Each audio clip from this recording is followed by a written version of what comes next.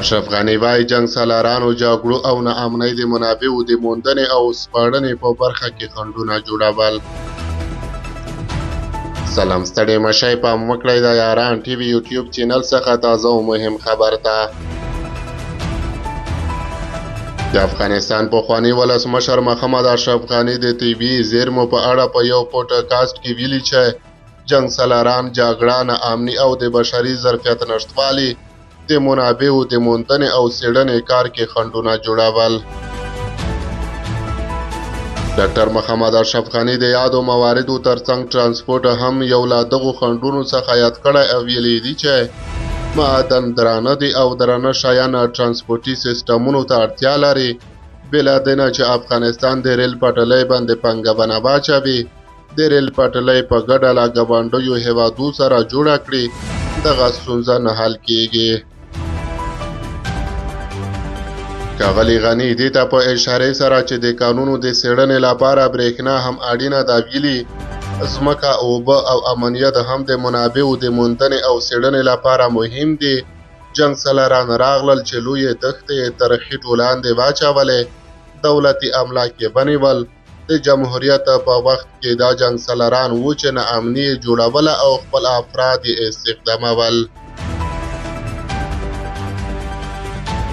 لیکوال او خبریال داود جنبش چې د دغه پوډکاسټ ټولو لړۍ کوربه‌توب کوي له ولسمشر څخه وپوښتل چې هغه پلان او نقشه کې څه شامل وو چې د هغه په وخت کې د افغانستان د زیرمو د کیندنې او کارولو لپاره جوړ شوی وو. ښاغلي غني په ځواب کې لومړی د ریل پټلۍ یاده کړې چې له ترکمنستان څخه اکني او هراتانو ته غځېدلې ده. بیا یې د ټاپي پروژه یاده کړه چې د ټاپي په کوورید باندې بدله شوه.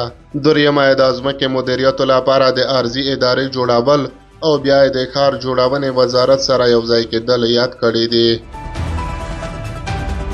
نوموړي وویل چې د میساینک او حاجیګک کانونو د برېښنا، اوبو او امنیت لپاره قراردادونه او د اصلاحاتو رامنځته کولو لپاره پلان جوړ شوی و.